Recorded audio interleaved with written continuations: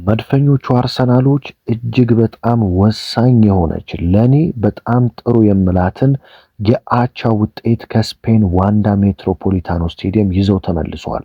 ከጨዋታው በኋላ አሰልጣኝ ሚኬል አርቴታ በዳኛው ላይ ከፍተኛ ትችት ሰንዝረዋል። አርቴታ ብቻ ሳይሆን የአርሰናሉ ተጫዋች ቪክተር ዮኬሬሽም ከጨዋታው በኋላ ዳኛው ምን ነካው ሲል እንግዲህ ተናግሯል ማለት ነው። አርቴታ ትላንትና ምን ጥፋት ሰራ? ምክንያቱም አንዳንድ ሰዎች አርቴታን እየተቹት ስለሰማው ማለት ነው። በጣም ብዙ ሀሳቦችን ነው የምናነሳው። ከእናንተ የሚጠበቀው ላይክ ማድረግ ብቻ ነው። ይህን ቪዲዮ ስትጀምሩ ለብዙዎች እንዲደርስ ማለት ነው።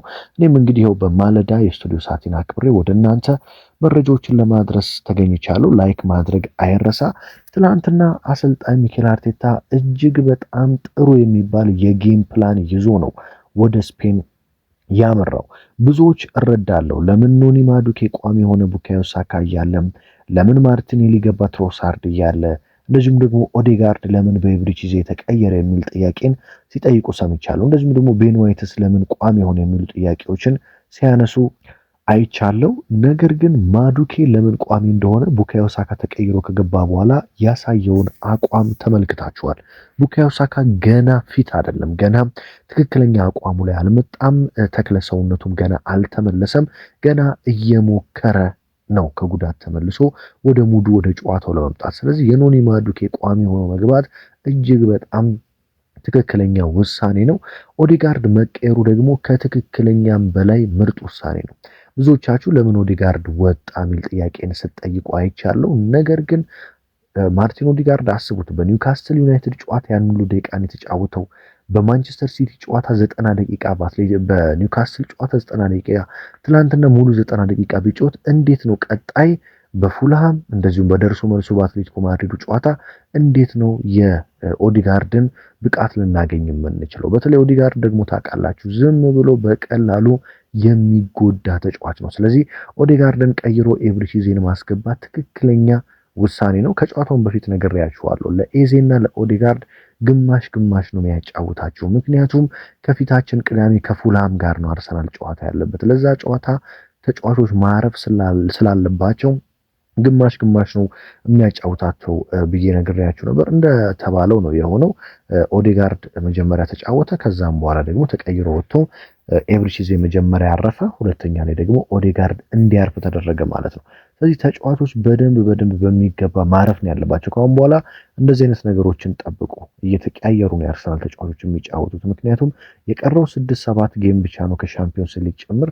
እነዚህን ጨዋታዎች ደግሞ በጥሩ ውጤት ለመጨረስ የተጫዋቾች እረፍት ወሳኝ ስለሆነ ማለት ነው።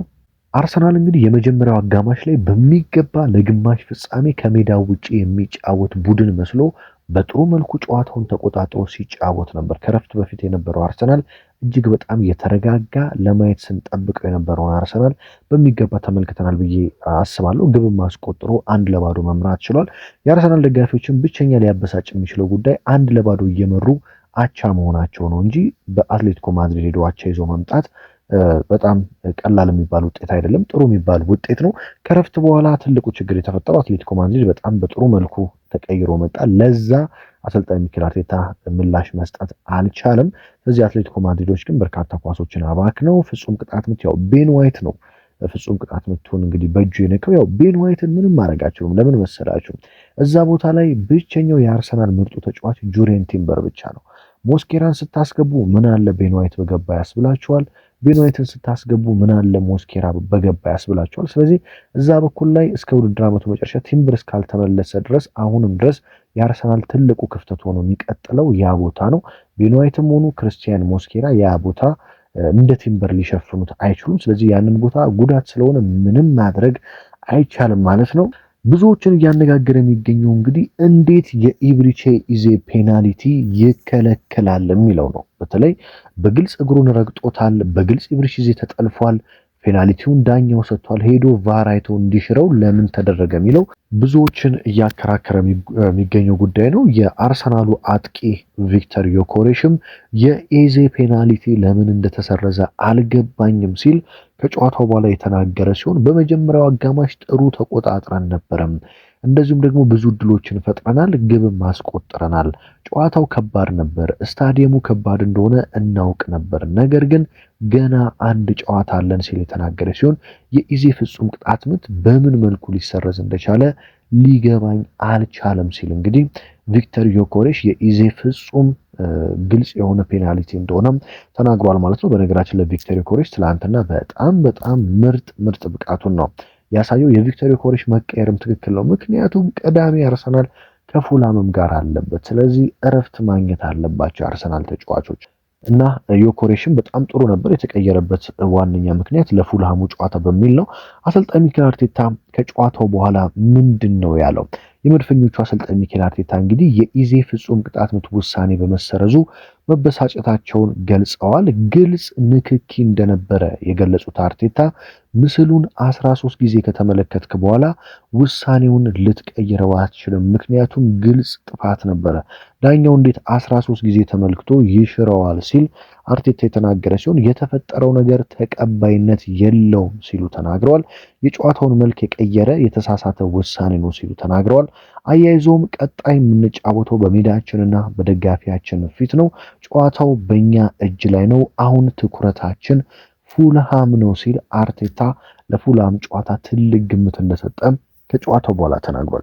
ለዚህ ነው አርቴታ አይታችሁት ከሆነ ጨዋታውን እያደረገ ሐሳቡ ቀጣይ ያለው የቅዳሜውንም የፉልሃም ጨዋታ ጭምር እንደነበረ በደንብ ትረዳላችሁ ብዬ አስባለሁ። እኔ ገና ጨዋታው ሲጀምር ገና ላይናፑን ሳይ አርቴታ ለፉልሃም ጨዋታ በመዘጋጀት እዚህ አቻም ቦጥ አይጎዳኝም፣ ለፉልሃሙ ጨዋታ ተጫዋቾቼን ማሳረፍ አለብኝ፣ ጉዳት እንዳይገጥማቸው መከላከል አለብኝ የሚል አሰላለፍ እንደመረጠ በግልጽ ተረድቻለሁ።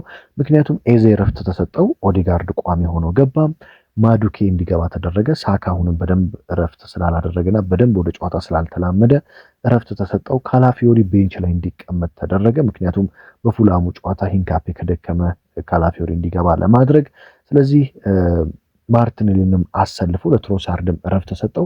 ከዛ ጥቂት ከተጫወቱ በኋላ ደግሞ እየቀየረ ማርቲኔሊንም ትሮሳርድንም ማዱኬንም አስወጥቶ ኦዴጋርድንም አስወጥቶ ደግሞ ረፍት ሰጣቸው ማለት ነው። መጨረሻ ላይ ደግሞ ሞስኬራ ምናልባትም በፉልሃሙ ጨዋታ ቋሚ ሆኖ ሊጀምር ስለሚችል ትንሽ እንዲያሟሙቅ ቀይሮ በማስገባት አጫውቶታል ማለት ነው። ምክንያቱም አሁን ይሄ ዜና እንግዲህ ዛሬ ሐሙስ ነው፣ አስቡት። ነገ ብቻ ነው አርሰናል የሚያርፈው። አርብን አርፎ ዛሬንም ያርፋል። በርግጥ ዛሬና ነገን አርፎ ቅዳሜ ደግሞ ምሽት 1 ተኩል ከባድ ጨዋታ ነው የሚጠብቀው።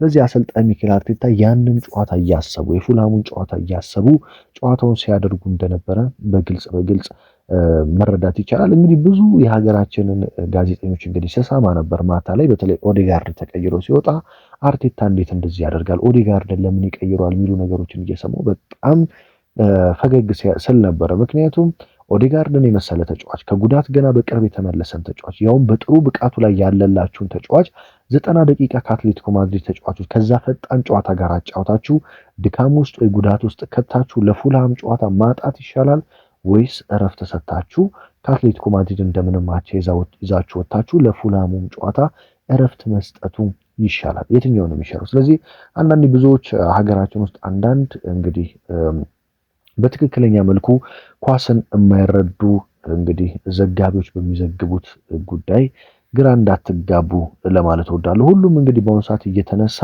አርቴታን መተቸት እየተነሳ የአርሰናልን ተጫዋቾች መተቸት ስለተያዘ እንግዲህ እየመረጣችሁ እንድታዳምጡ ልጋብዛችሁ እወዳለሁ ማለት ነው። በዛሬው ጨዋታ አንድ ሌላ በጣም ማድነቅ ያለብኝ ሰው አለ። እሱም ዴቪድ ራያ ነው። ዴቪድ ራያ ምንም እንኳን የፍጹም ቅጣት ምቱ ቢቆጠርበትም ያዳናቸው ኳሶች አርሰናል ውጤት ይዞ እንዲወጣ አድርጎታል። እንደዚሁም ደግሞ እንዳይሸነፍ አድርጎታል። አርሰናል በተለይ የጁሊያን አልቫሬስ ሙከራ እንደዚሁም ደግሞ የሉክማን ሙከራን ግልጽ ግብ መሆን የሚችሉ ሁለት ሙከራዎችን እንግዲህ ዴቪድ ራያ ማዳን ችሏል።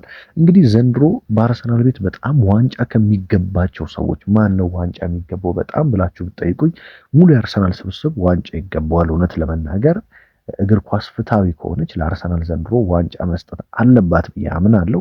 ከሁሉም ደግሞ ባልተናነሰ መልኩ አንዳንዴ ከሁሉም በላይ ዋንጫ የሚገባው ሰው ብላችሁ ብትጠይቁኝ ደግሞ ዴቪድ ራያ ነው የምላችሁ። ምክንያቱም ዴቪድ ራያ አልፎ አልፎ ስህተቶችን ይሰራል፣ ነገር ግን አርሰናልን በስንት ሻምፒዮንስ ሊግ በስንት የፕሪሚየር ሊግ ጨዋታዎች ምን አይነት ኳሶችን እያዳነ አርሰናል ውጤት ይዞ እንዲወጣ እንዴት እንደተጋደለ ስትመለከቱ በጣም ዋንጫ የሚገባው ሰው ፕሪሚየር ሊጉንም በክሊንሺት እየመራ የሚገኝ ግብ ጠባቂ ነውና ምን ያህል ዋንጫዎች የሚገቡት ግብ ጠባቂ እንደሆነ ብዙዎቻችሁ ተረዳላችሁ ብዬ አስባለሁ። እኔም አርሰናል ቤት ውስጥ ዘንድሮ እንግዲህ እግር ኳስ ፍትሃዊ ሆና ዋንጫ ብትሰጠውና ደስታውን ቢያጣጥም ብዬ ከምመኝላቸው ተጫዋቾች አንዱ ዴቪድ ራያ ነው ማለት ነው። ትላንት በጣም ምርጥ ኳሶችን በማዳን አርሰናሎች ከዛ የአቻ ውጤት ይዘው እንዲወጡ አድርጓቸዋል።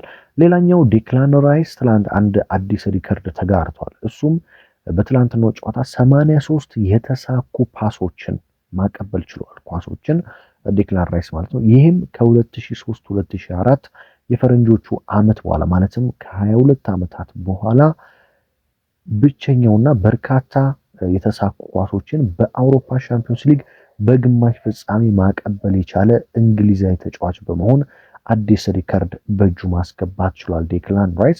አርሰናል ደግሞ በሌላ በኩል የራሱን ሪከርድ ተጋርቷል።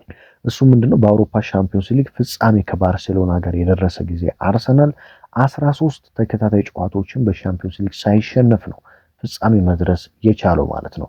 አሁን ደግሞ እንግዲህ ዘንድሮ ትላንትና አለመሸነፉን ተከትሎ አርሰናል 13 ጨዋታ በሻምፒዮንስ ሊግ ዘንድሮ ተከታታይ ሽንፈት አልገጠመውም። ታዲያ የዛኔ 13 ሳይሸነፍ ፍጻሜ ደርሷል። አሁን ደግሞ 13 ሳይሸነፍ ግማሽ ፍጻሜ ላይ ነው። ልክ እንደዛኔው ሻምፒዮንስ ሊግ ፍጻሜ ይደርሳሉ የሚለው በአሁኑ ሰዓት በብዙዎች ዘንድ እየጠበቀ የሚገኝ ጉዳይ ነው። አርሰናል በተለይ ቅዳሜ ፉላምን ማሸነፍ የሚችል ከሆነ ለማክሰኞ ትልቅ ስንቅ ነው የሚያገኘው። ምክንያቱም አርሰናል ኒውካስትልን አሸንፎ ትልቁን የቤት ስራውን ተወጥቷል። ቅዳሜ ፉላምን ቢያንስ 2-0 ከተቻለ ማለት ነው። በጣም ደግሞ ከተቻለ ከዛም በላይ 3-0 በሆኑ ውጤት ማሸነፍ የሚችል ከሆነ በጣም ካልተቻለና ከከበደ ደግሞ 1-0 እንኳን ማሸነፍ የሚችል ከሆነ አንደኛ ከማንቸስተር ሲቲ በ6 ነጥቦች ርቆ ጫና ያሳድርበታል ሲቲ ላይ። ማንቸስተር ሲቲ እንደምታውቁት ደግሞ በቀጣይ የእንግሊዝ ፕሪሚየር ሊግ እንግዲህ ጥያቄውን ውድቅ አድርጎበታል። ስለዚህ በተከታታይ ለመጫወት ይገደዳል ማንቸስተር ሲቲ። ስለዚህ አርሰናል ፉላምን በማሸነፍ ሲቲ ላይ በደንብ ጫና ማሳደር ይችላል። ብዙ ተንታኞች እንደሚሉት ከሆነ አርሰናል ፉላምን የሚያሸንፍ ከሆነ የፕሪሚየር ሊጉን ዋንጫ የመብላት እድሉ እየሰፋ ይመጣል። ምክንያቱም ከፉላም በኋላ ትንሽ ቀለል እያሉለት ይመጣሉ ጨዋታዎች። አዎ በፕሪሚየር ሊግ ቀላል ጨዋታ የለም። ነገር ግን ኒውካስትልና ፉላምን አርሰናል ካሸነፈም በቀጣይ የሚቀሩት ዌስትሃም፣ በርንሌይ እና ክሪስታል ፓላስ ይሆናሉ። በአንጻራዊነት ዌስትሃም ላለመውረድ ነው የሚጫወተው። አዎ ከባድ ቡድን ነው። አዎ የለንደን ደርቢ ነው። አዎ ነገር ግን ከነ ፉላምና ከነ ኒውካስትል አንጻር ቀለል ያለ ተጋጣሚ ነው ብለን ማንሳት እንችላለን። ስለዚህ አርሰናል ፉልሃምን ማሸነፍ የሚችል ከሆነ ከፍተኛ ስንቅ ማግኘት ይችላል። በተለይ ያንን ጨዋታ ደግሞ 2 እና ከዛ በላይ ግቦችን ማስቆጠር የሚችል ከሆነ ለአርሰናል ትልቅ ውጤት ነው። በተለይ አርሰናል ትላንትና ከረፍት በፊት እንደነበረው፣ ምክንያቱም ትላንትና ከረፍት በፊት የአርሰናል ሁሉም ተጫዋቾች ምርጥ ነበሩ። ቤን ዋይት ጥሩ ነበረ፣ ሳሊባ በጣም ምርጥ ነበር፣ ማጋሊሽ ምርጥ ነበር፣ ሂንካፔ በጣም ጥሩ ተጫውቷል። ትላንትና በተለይ ማርቲን ዙሜንዲ በጣም ምርጥ ነበር። ዲክላን ራይስ በጣም ጥሩ ነበረ። ኦዴጋርድ እጅግ በጣም ተሻሽሎ ነው የመጣው። ቪክተር ዮኬሬሽ እንዳያችሁት ድንቅ ምሽት ነው ያሳለፈው። ማዱኬና ማርቲኔሊም ያን ያህል በመጀመሪያው አጋማሽ ነው ምለው ያን ያህል ከባድ የሚባል ቀን አይደለም፣ ጥሩ የሚባል ቀን ነው ያሳለፉት ከሌላ ቀን አንጻር። እዚህ ቡድን ላይ ደግሞ ልክ እንደ ኒውካስትሉ ጨዋታ ኤዜን በማርቲኔሊ በኩል አድርጎ ሳካን በማዱኬ በኩል አድርጎ በፉላሙ ጨዋታ አርሰናል የሚገባ ከሆነ ጥሩ ውጤት ይዞ ይወጣል ብዬ እጠብቃለሁ። በዛ ጨዋታ ደግሞ ድል አድርጎ ወጣ ማለት ትልቅ ስንቅ ስለሆነ ለአርሰናል ማክሰኞ ደግሞ የመልሱን ጨዋታ በኤምሬት አትሌቲኮ ማድሪድን አሸንፎ የፍጻሜ ተፋላሚ ለመሆን ትልቅ እድልና በራስ መተማመን ይጨምርልታል ብዬ አስባለሁ። በተለይ ፉልሃምን በደንብ አድርጎ 2 እና ከዛ በላይ ግቦችን አስቆጥሮ ድል ማድረግ የሚችል ከሆነ ማለት ነው። ስለዚህ ትላንት የተመለከትኩት አርሰናል ለኔ ትልቅ ተስፋ ያየሁበት ምናልባትም ዘንድሮ አንዳች ዋንጫ ሊያመጣ እንደሚችል ድጋሚ እየተነቃቃ የሚገኝ ቡድን እንደሆነ ተመልክቻለሁ። ለሁሉም መልስ ለመስጠትና አርሰናል ዝግጁ ነው ወይ ለዋንጫ ለሚለውን ለመመለስ ግን የቅዳሜውን ጨዋታ መመልከት ይኖርብናል ብዬ ጠብቃለሁ። እናንተ እንዴት ተመለከታችሁት? ያቻ ውጤት ጥሩ ነው ወይስ ደግሞ መጥፎ ነው? ለኔ እጅግ በጣም አዋጭ ውጤት ነው ብዬ ወስጃለሁ። የእናንተን አስተያየት ግን ስለማከብር በኮመንት ላይ በአስተያየት መስጫ ሳጥን ላይ አስቀምጡልኝ። ነገ ደግሞ በፉልሃሙ ጨዋታ መረጃ ማን ተጎዳ፣ ማን መጣ፣ አርቴታ ምን አሉ ከሚለው ጋር አያይዤ ሀሳብ አስተያየታችሁን የእናንተን መልሼ የማቀርብ ነው የሚሆነው። በሌላ መረጃ በሌላ ወሳኝ ጥንቅር ደግሞ እስከምንገናኝ ድረስ በያላችሁበት ሁሉ ሰላም ተመኘውላችሁ።